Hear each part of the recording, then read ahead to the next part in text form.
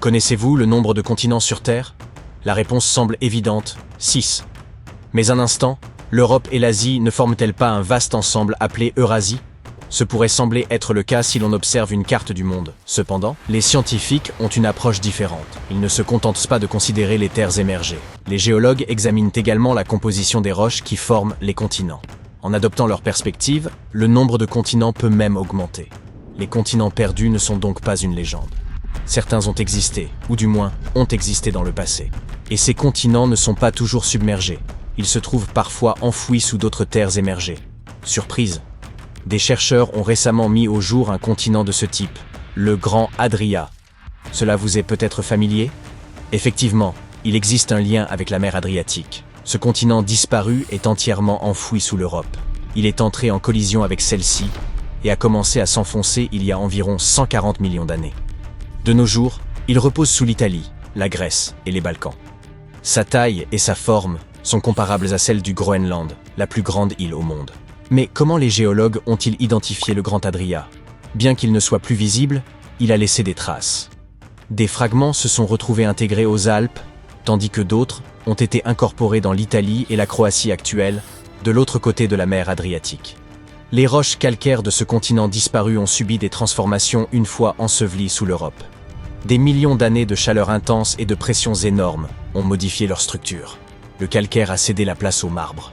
Les temples grecs et romains que vous admirez lors de vos vacances ont été bâtis avec ce même marbre, héritage d'un continent oublié depuis longtemps. Le Grand Adria est ainsi resté caché durant des millénaires. Pourtant, d'autres continents disparus étaient à portée de vue. Connaissez-vous le 7e continent de la Terre, la Zélandia? Probablement pas, puisqu'il repose sous les eaux du Pacifique. Aujourd'hui, 95% de ce continent est immergé. Pouvez-vous deviner son emplacement exact? Son nom vous donne un indice. Il se situe sous la Nouvelle-Zélande. Si vous consultez Google Maps, vous pouvez discerner son contour, visible comme une zone d'un bleu plus clair, s'étendant de la Nouvelle-Calédonie jusqu'à la Nouvelle-Zélande. Autrefois, cette élévation dépassait du niveau de la mer et représentait environ les 2/3 de l'Australie, soit plus du double de la superficie du Grand Adria. Nous pouvons localiser aujourd'hui la Zélandia car elle n'a pas été submergée trop profondément. C'est aussi la meilleure méthode pour identifier d'autres continents perdus. Imaginez la Terre sans ses océans. Le fond marin n'est pas uniforme.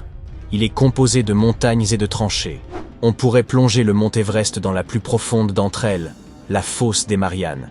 Et il resterait encore 2000 mètres jusqu'au niveau de la mer. Cette profondeur extrême résulte d'un processus géologique appelé subduction, où la plaque du Pacifique s'est enfoncée sous la plaque philippine. La croûte terrestre est constituée de plaques qui flottent dans un manteau de roches en fusion. Lorsqu'elles entrent en collision, l'une s'enfonce tandis que l'autre s'élève. C'est ainsi que le Grand Adria a terminé sous le continent européen. Notre planète est en perpétuel mouvement, mais nous ne remarquons pas ce phénomène car il se déroule profondément sous nos pieds.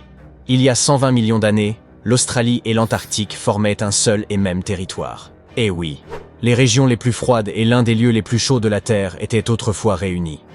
L'Antarctique s'est séparé de l'Australie, mais il n'est pas parti les mains vides. Aujourd'hui, un plateau océanique se trouve dans l'océan Indien. Le terme de plateau désigne une zone de terre plate surélevée, et ce plateau porte le nom évocateur de Broken Ridge, un peu comme un titre de film hollywoodien.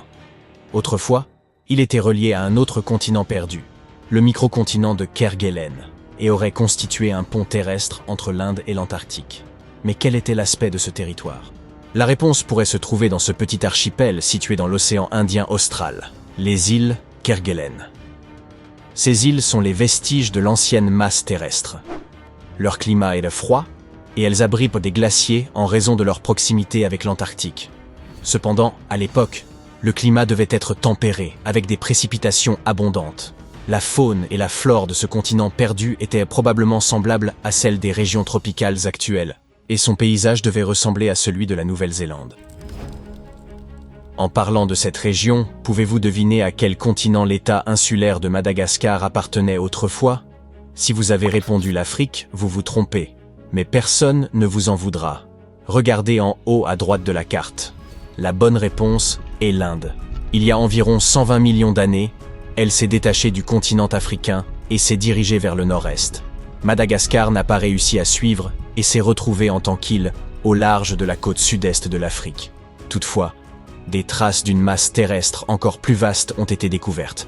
Le continent perdu de Mauritia. Les scientifiques ont trouvé des vestiges de cette terre ancienne sous l'île Maurice. Aujourd'hui, il s'agit d'un lieu touristique assez prisé, mais il y a des millions d'années, c'était un véritable point chaud parsemé de volcans.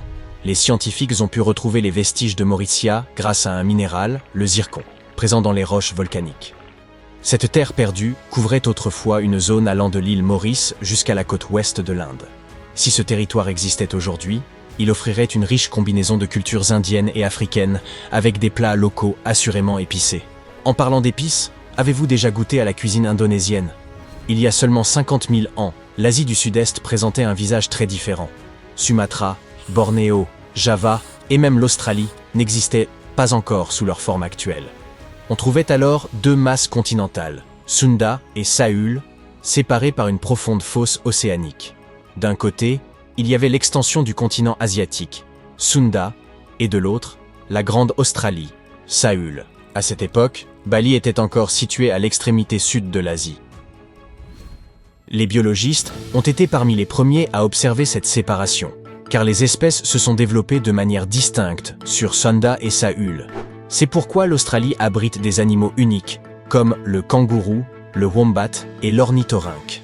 Saviez-vous qu'un kangourou géant vivait autrefois en Nouvelle-Guinée? Cela s'explique par le fait qu'un pont terrestre reliait l'Australie jusqu'à la fin de la dernière glaciation. Aujourd'hui, les deux îles sont séparées par le détroit de Torres, qui est relativement peu profond, avec à peine 20 mètres d'eau. Cela nous rappelle que cette région formait autrefois une seule masse continentale appelée Saül. Un autre détroit océanique d'à peine 50 mètres de profondeur sépare l'Asie de l'Amérique du Nord. Le détroit de Bering se trouve aujourd'hui à l'emplacement de l'ancienne Béringie. Cette ancienne masse terrestre n'était pas particulièrement étendue, s'étirant sur environ 1600 km du nord au sud, soit seulement un tiers de la distance entre Los Angeles et New York. La Béringie revêtait une importance supplémentaire. Pendant les glaciations, elle formait un pont entre les continents. À cette époque, les niveaux marins étaient inférieurs de 90 mètres à ceux d'aujourd'hui. Si le niveau de l'eau avait baissé davantage, il aurait été possible de marcher du cap de Bonne-Espérance en Afrique jusqu'au cap Horn en Amérique du Sud. Voilà donc un itinéraire de randonnée vraiment exceptionnel. Aujourd'hui, il est possible de prendre un avion pour se rendre presque partout dans le monde. Le globe a-t-il jamais semblé si petit? Eh bien, à vrai dire, il l'a été. Il y a environ 2 à 300 millions d'années, tous les continents ne formaient qu'un seul supercontinent, appelé Pangée. Son nom, qui nous vient du grec, signifie « toute la Terre ». Mais la Pangée a commencé à se fragmenter. Le plus grand écart s'est formé entre l'Amérique d'un côté et l'Europe, ainsi que l'Afrique de l'autre. L'eau de mer a rapidement envahi cet espace, donnant naissance à l'océan Atlantique. Ce processus est loin d'être terminé. Pendant que vous regardez cette vidéo, l'Amérique du Nord s'éloigne progressivement de l'Europe, à raison 2 ou 3 cm par an. Cela peut sembler peu comparé à la durée de vie moyenne d'un être humain qui est d'environ 70 ans. Cependant, à terme, tous les continents se reconnecteront, formant un nouveau supercontinent. Ce ne serait d'ailleurs pas la première fois dans l'histoire de la Terre. Mais personnellement, je ne vais pas attendre que cela se produise.